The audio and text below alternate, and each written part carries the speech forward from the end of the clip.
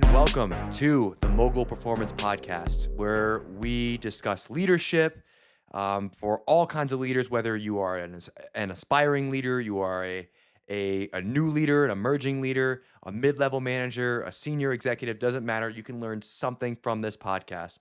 So today we are doing a Mogul Minute, and I had the honor and privilege to do it with a friend of mine who is the owner of Iron Habits, Jordan Van Dyk. Jordan Van Dyk has a background in fitness, specifically within powerlifting, and also has a strong faith in God as well. So in this podcast, it was really just a conversation between myself and Jordan, and we talked about the intersections between faith, fitness, and then we even got into a good bit of leadership, which is what this is going to be focused on today. So sit back and enjoy this relaxed conversation I had with Jordan, and enjoy.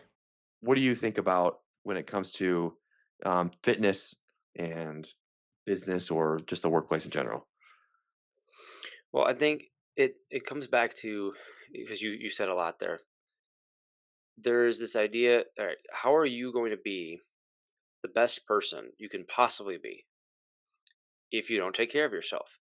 How can you, like, you're affecting other people. Your network of people, we live in community. As much as we'd all love to be lone wolves or whatever sometimes, like especially early 20s males, we want to be alpha or alpha, like whatever the word now is, sigma. I hear that from my students all the time. What? So Oh I don't boy, I don't know, dude. sounds I don't know. worse. Don't ask me to explain Sounds it, sounds please. beta. So let's just Yeah, put it yeah, like yeah, that. I will sound very, very old and cringy. um but the reality is, like, you can't be your best self for whatever it is you're doing if you don't take care of yourself.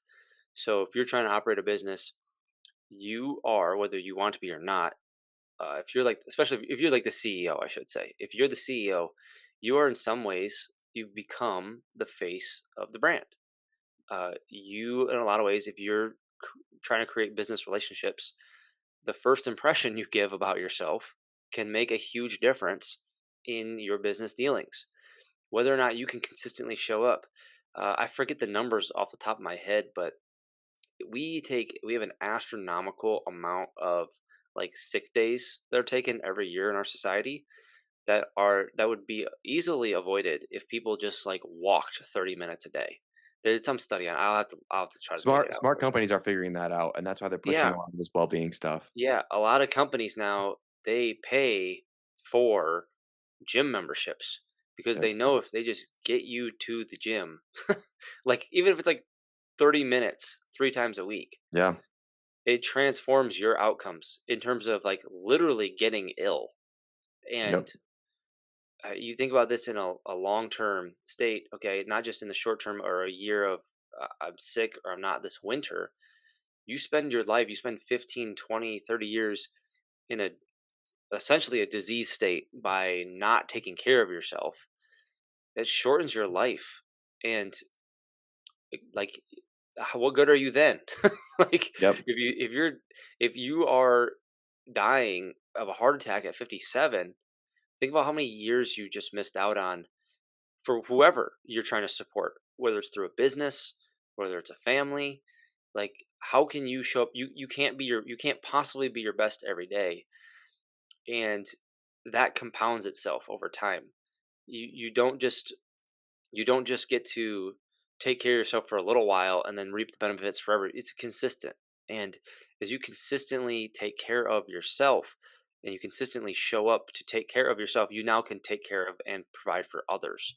So in a business sense, if you really want to build your business, like, you have to be someone who has some sort of regimen. Like, and you look at, I don't know if there's, I don't know, I would never know a statistic. I don't know if this statistic exists, but when you look at, like, the quote unquote high performers that we see on and other podcasts, writing books, and people who are CEOs, they all have some sort of daily routine of exercise, Yep. whether they're hitting the treadmill at 5 o'clock in the morning for 30 minutes because it's their time away from emails, whether they are into strength training, they run marathons or whatever. They all have something that they do to keep their mind and their body sharp.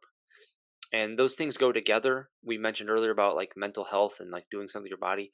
Like the mind is part of the body. Like your brain is in your body. And so like Yep. if you don't take care of your body, you're also not taking care of your brain, because the food that you put in, the exercise you do, the sweat that comes out, that all impacts your brain. It impacts your brain's health. And when you impact your brain, you're impacting your business and your ability to think. And so it's all a part of the same thing. You can't just I just maybe you can. Maybe some people can get away with it for a while. But I don't view it as a best practice by any means to not even attempt to take care of yourself. Now, I'm sure there's gonna be times, in the future where, hopefully, knock on wood here, hopefully, there's times where business is so busy, you gotta grind, and some of my own training for my own self maybe gets sidelined a bit, or it's not. I gotta find a way to do 30 minutes a day for 3 days a week Mhm. for 6 months because it's crazy, and that's a great blessing I have if that's the case. But again, you can't just ignore it. Like Yeah. you could find other ways to address it. It doesn't have to be, like we mentioned earlier, it doesn't have to be lifting weights. It could be walks. It could be just changing your diet up to eat better, to make sure you're getting your sleep. But in some way, being mindful of what you're doing with your body is, I would guess, I've never been the CEO of a Fortune 500 company, but I just can't imagine a scenario in which you could not do anything for your health for a full year, and that's going to positively benefit you or your company. Yeah. Yeah, no, I can definitely see that too. And the high performers thing is something that yeah, when you read, these books from these people, or these listen to these podcasts, there's all patterns that happen, in there. They all have some sort of routine. They build a habit out, and they well, and I think in the book, Atomic Habits, I mean, he talks Mhm. about James Clear talks about, reducing the friction, right? So, like, Yep. put your clothes out the night before. Easy stuff. Yep. That to me, I don't even think if someone asks me what's part of your routine, that is so routine to me. I forget that I do that. I Yeah. still, even though my Yep. gym is literally downstairs, I still pull out my socks. I still pull out my shorts. I still pull out my shirt, and then my head or a sweatband or hat or whatever. I put it out because I don't want to think about it. At Yeah. 4 o'clock in the morning. But Yeah. I almost forget that I do that because it's so Hmm. natural. Yep. And like it's like little things like that that are also going to set yourself up for success. And like that's what makes, I mean, it's those little things, those marginal gains Hmm. that create Yeah. a high performer. In that book too, there's this chart. I wish I had it up in front of me. It's the compounding effect of like 1%. Yep. Like if you just do like 1% better today, like what that looks like in a year or 6 months from now. Like you think about, if I am just 1% healthier, if I make a 1% healthier choice each and every day, how much better off my productivity is, or whatever. And Mhm. you mentioned like setting out your clothes. At the peak of my early morning training, this is a real story. I would have I don't really do much pre-workout anymore. It's like once in a while. But I'd have, because I'd begin up at Not even stim 3:40. free? Sometimes. Okay. Like That's if I'm just gonna do it curiosity. though, usually it's like half a scoop of something with caffeine in it. Like it's only like 80 milligrams. It's just more like, Yeah. again, it's more almost like the routine. It's more the habit of Yeah. like the mode switch, in Yeah. my head. It's like, all right, I'm Yep. taking my pre-workout, even though it's just like some Powerade. But it's like Yeah. a mindset of like, all Yeah. right, I've Just lemon. I've unclapped this thing, I'm Jo slugging this, and I'm ready to go. Jordan Van Dyke, you heard it first. He's just lemon juice or Yeah, lemon water and salt. yeah, That's his yeah, pre-workout. yeah, yeah. But Anyway, yeah, dude, sorry. at the height of like, I was getting up at 3:45 in the morning. I've had to have a two scooped pre workout bedside.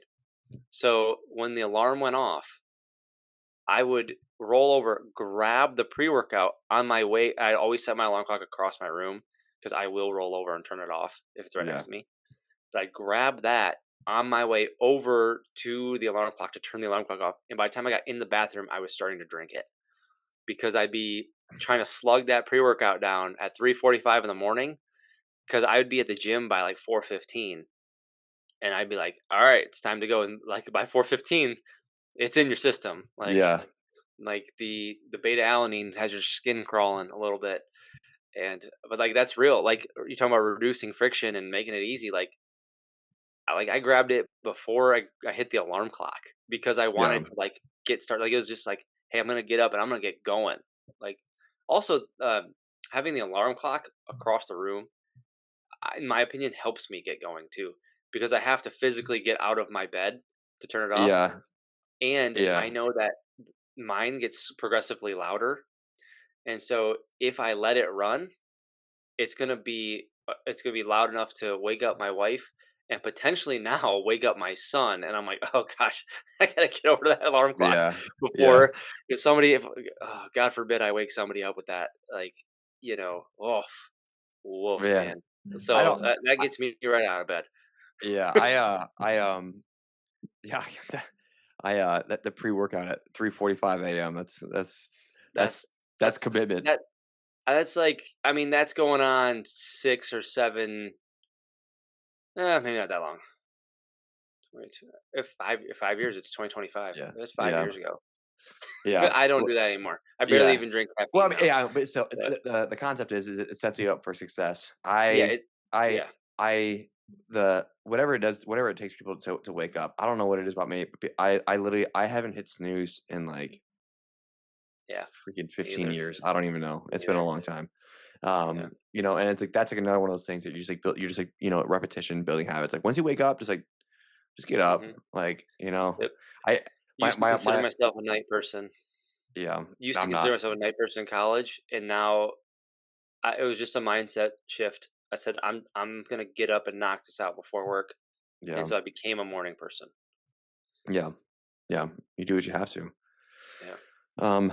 Well, I think that was good, brother. That was a abrupt ending to that podcast, but really this was just me and Jordan having a conversation. We decided to throw on the record button while we were just talking about faith and fitness and business and leadership and all those good things. So I hope you enjoyed it. If you want to know more about Jordan, go ahead and give him a follow on LinkedIn and Facebook at Iron Habits.